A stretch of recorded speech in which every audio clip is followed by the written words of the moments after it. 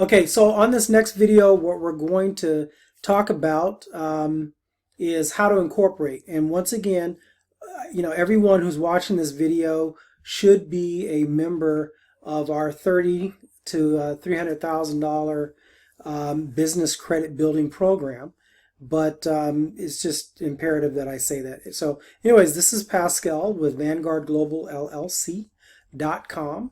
And this video, once again, is for our members. This video, I'm going to go over how to incorporate. Now, the thing is that for our members, obviously with this program, we will set up your corporation for you, as I keep on mentioning. But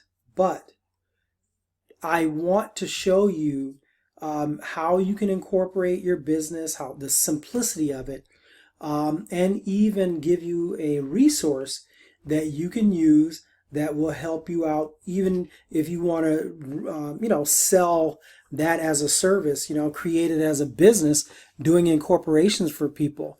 I just want to show you how easy it is, because the whole thing behind this program is it is a teaching program, and I want you to have as much and as many resources as I can possibly give you through the course of this program. So let's get into it. So to incorporate, it's very, very, very simple. I'm going to use California. So, and you can do this with any state of the union, right? So SOS, CA. We can go to, so for us, it'll come up as, it's going to take us to business search. Every state's a little bit different, but it's all the basic same theme. You're going to go to the Secretary of State, for your particular state. And when you go to the Secretary of State, their website will pop up. And the first thing that you want to do is do a business search. You want to try to find if there is an entity with the name that you want to use, right? Because for obvious reasons, if there's an entity that is already utilizing that name, it's just not going to work. So let's do business search here. Give it 1 second. And so I'm just going to choose a name randomly. Okay. Let me think. Hi ho. My. And let's search for it.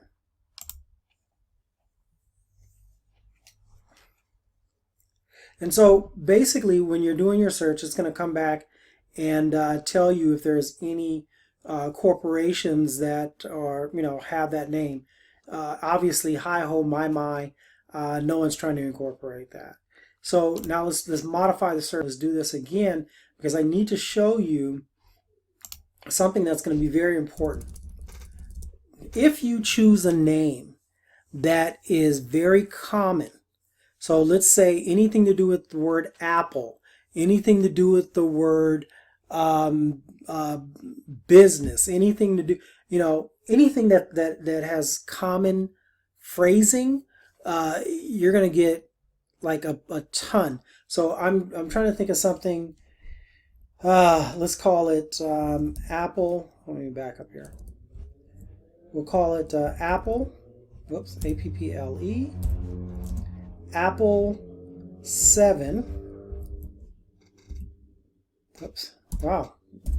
So we'll call it Apple 7, and it's obviously Apple 7 Inc. Anything with common, something that people are going to use, you're going to get a ton of, of active, right? And so the root word is Apple, as you can see. So you said Apple 7 Hospitality, Apple 7 Services, Apple 7 this, that, and the other, whatever. So, when you have a popular root word like Apple, it's going to be very, very difficult. So here's how we, get around all that. We try to find something that is unique in the marketplace, something that no one else is using for the reasons I mentioned in the other videos, which are you want something that it can be anything you want it to be at any given time, so that you're not stuck in a specific type of business. Okay, so Apple 7 hospitality management. So they're telling you what they are, and they're stuck with that. It's not a good look. It's not a good look at all. Right? So let's modify our search again, because I want to show you something else. If you were to use a name like this with a root of Apple, the Secretary of State, whatever state you're in, has the right to refuse, even if it's, Apple 7, I don't know, 710, let's call it, right? So even if it's Apple 710, the thing is, because of the root word, so you see there's no matches to that, but just simply because of this root word, if they feel like it's even close to something else, then they won't give it to you. It'll be just a waste of your time, effort, and energy. They won't give it to you because they don't want any confusion between one business and another. Okay, so that's the important part. That's what I want you to understand. Finding something eclectic is number one. And then in addition to that, finding something that just it can be anything you want it to be at any given time. Those are the important qualifications for me. So now let's go. Let's file a.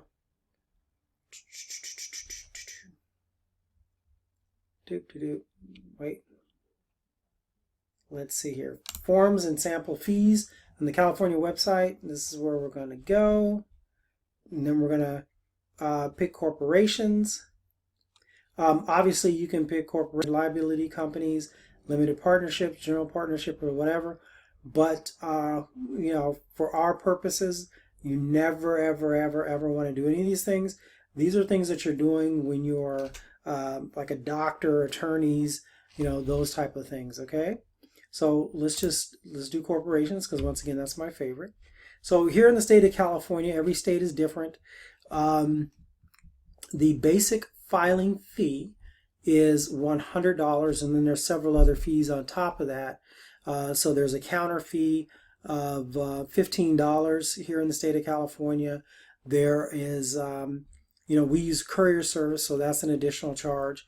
There's all these various, little things, but your basic fee here is $100. Now, I'm going to go through this application real quick, and I just want to show you how basic and simple it is. And most states are just this simple. Now, here in the state of California, they're not set up yet so that you can do it online, but there are a lot of states that you can actually just do everything online. You fill the form out online, and then you just subsequently submit the form. End of story. Texas is one. Illinois is one. Georgia is one. You can just literally fill the form out online and click done. Put in your credit card information, and then subsequently send it over, right? So it's very, very, very simple to do this. Apple One, and then if it's an Inc. In the state of California, you do not have to put INC. But there are other states like South Dakota where it's mandatory that you put Inc. after it. I personally, I'm up in the air about it. It just depends on what I'm trying to accomplish. If I'm trying to have a business set up where it's I'm going to be doing business out in the world, so to speak, it's not going to be a shelf business, then I like to put Inc. after it. And the reason I like to do that is because people, when it says Inc., after it. They know it's a corporation. They know it's going to be more difficult to sue you and come after you. So I just, I like to put the ink after it.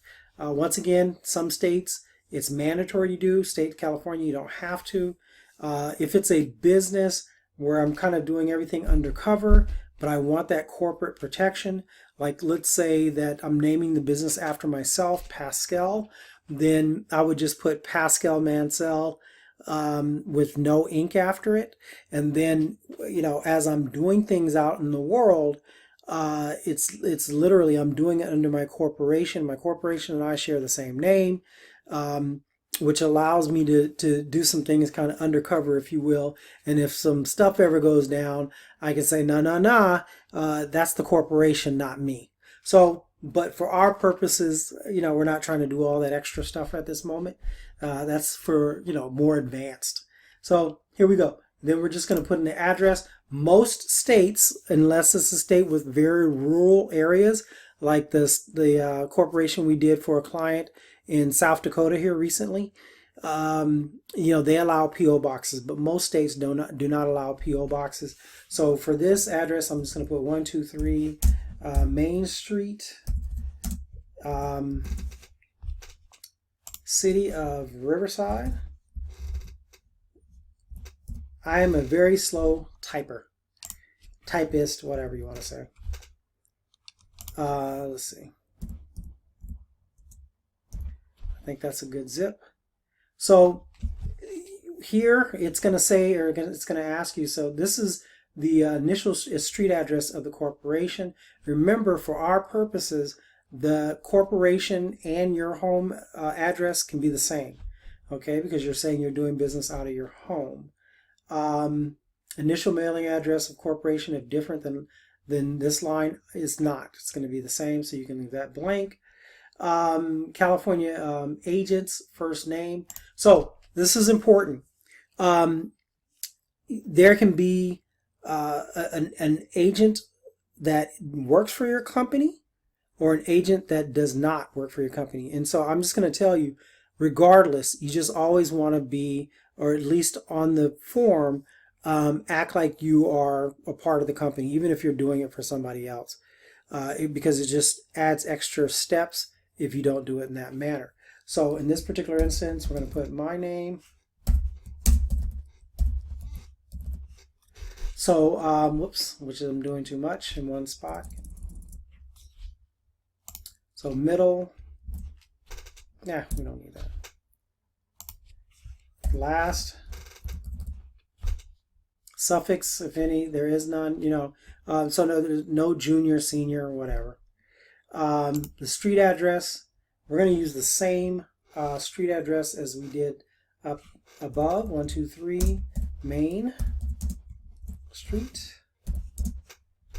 City of Riverside.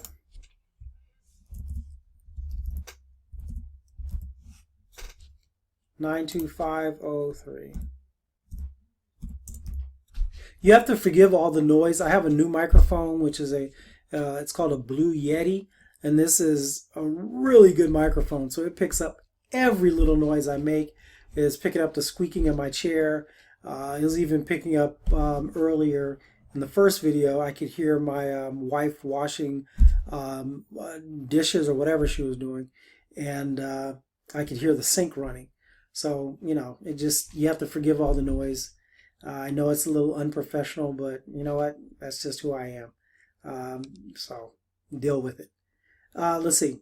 The next line is complete only if the name of the corporation. So here, this is another line that we're not going to, I'm sorry, wait a second here. Registration corporate agent's name. So we don't have to worry about this. So then we can go down here, print,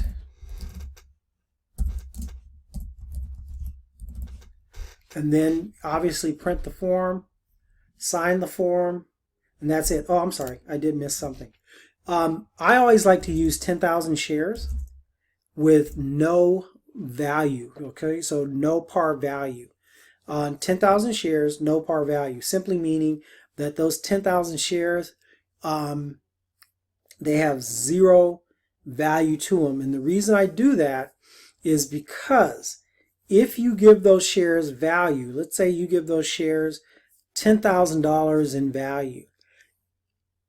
If you take possession of those shares, you're going to have to pay taxes on that $10,000, right? So why would you do that to yourself, especially at this stage of the game when it's unnecessary? So for the last, I don't know, 20 years, I've been doing that. I've been putting 10,000 shares because it's good and it's a fair enough amount or a large enough amount that if I choose to do something with someone else and I want to give them a piece of my business, I can do so. So let's say that I have a really good business idea and I want to bring somebody else in and use their credit, because this is something important. So I'm glad that I just thought of this.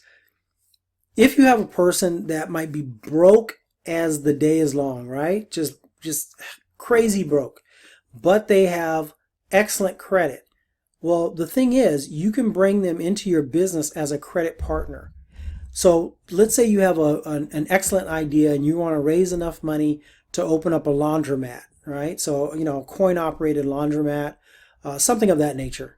Or you're going to refurbish houses, or you're going to, I don't know, buy tax lien sales, whatever it is. You can give them shares, right, out of your business for the use of their credit. And so therefore, they're an owner of your business without you, allowing you to use their credit and grow, because you're going to be able to use that credit that they're going to go out and get on behalf of the business. In other words, you'd make them, like, let's say if you're the president, you'd make them vice president, or you make them, if they're coming with a, really strong credit, you can make them the CFO, chief financial officer. You can make them whatever you want to.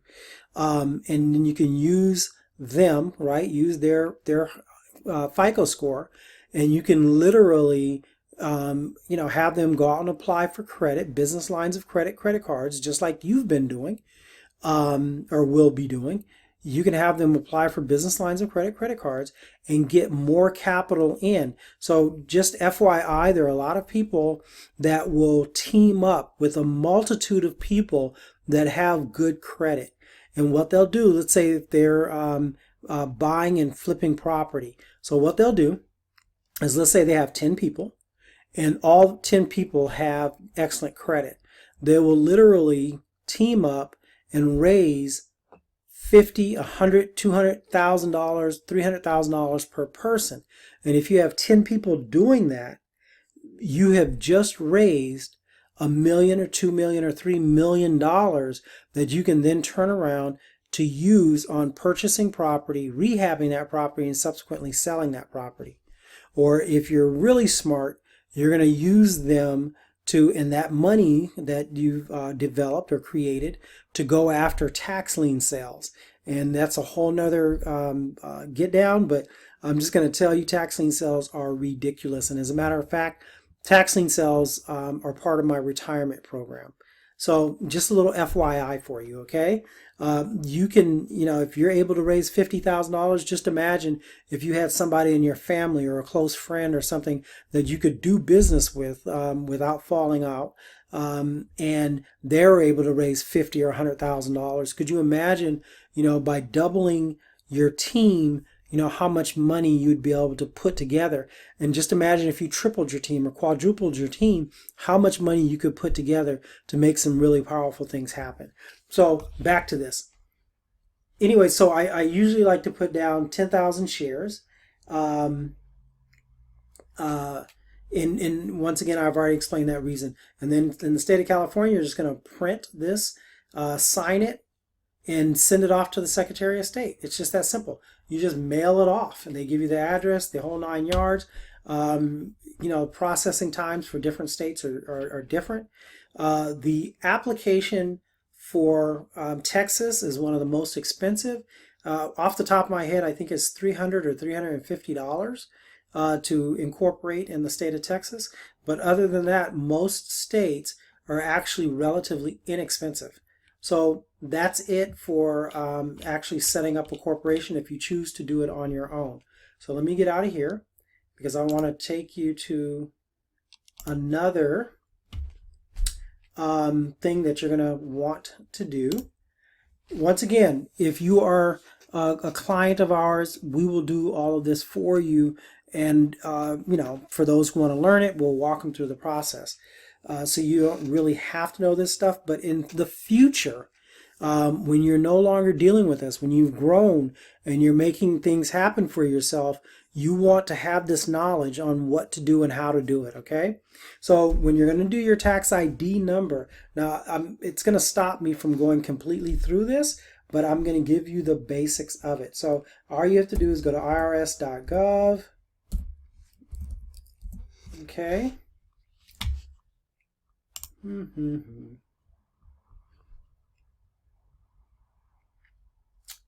One second. So you're going to just find this employer ID number.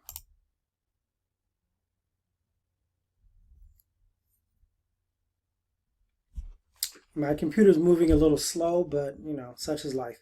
So then you're just going to go down to employer identification number, apply for EIN online, okay?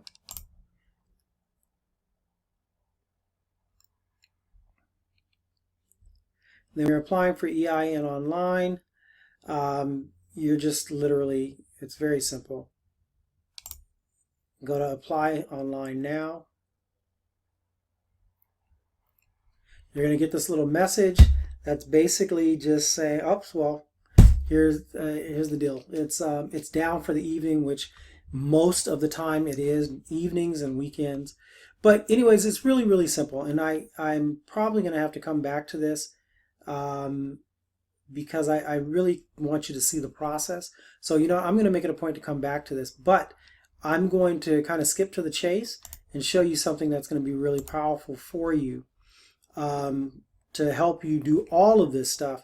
And if you once again want to do corporations as a business, as a little part-time business, this company that I'm about to turn you on to is going to be your go-to. Hold on a second, let me see something here real quick. No, I'll just...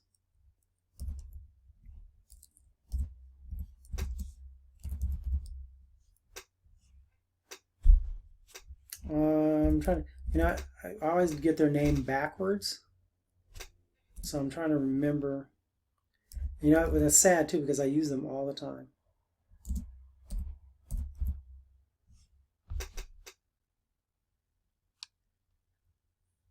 Okay, there we go.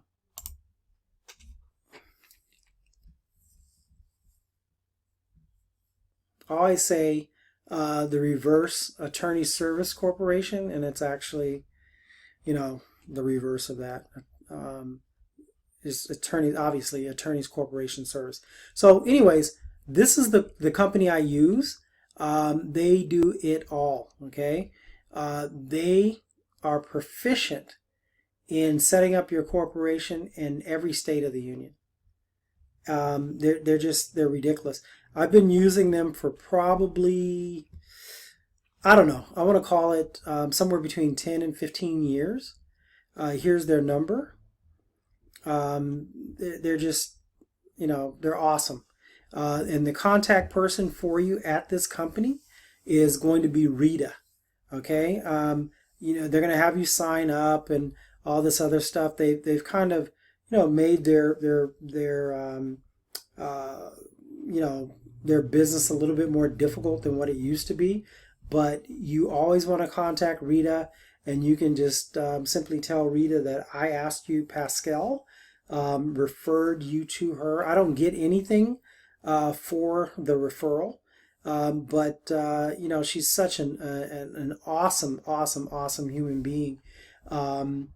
She'll definitely take care of you, no doubt about it. And so you want to, definitely talk to Rita. When you get the 800 number, all you have to do is just hit 0, and that's her extension, okay? She's been there the longest. She's a ridiculously awesome person. So anyways, this is the place where I get my corporate kits. I get the what's referred to as the compact gold. It has everything a person would want or need in there. The compact gold kit costs me $67 right now. It's gone up a little bit, but $67 is still fine because obviously I charge more than $67 for it.